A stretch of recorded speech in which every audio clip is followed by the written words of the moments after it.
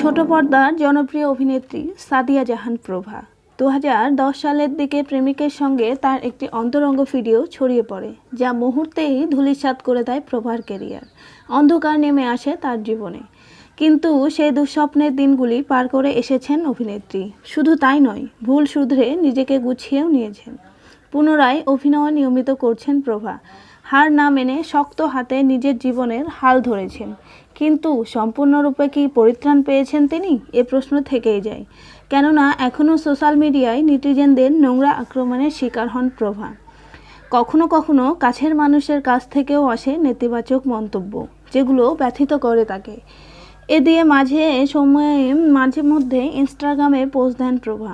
সম্প্রতি আবারও নিজের একটি ছবি পোস্ট দিয়েছেন অভিনেত্রী প্রভা, যেখানে মাথায় বাদামি রঙের চুল মেলে দিয়ে তাকিয়ে আছেন তিনি, আর সাথে কানে ও নাকে মানানসই গয়না, যা নজর কেড়েছে নেটিজেনদের।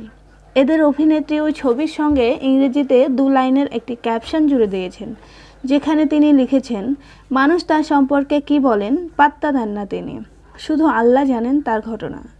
শারমিন শিমু, এসপিএন।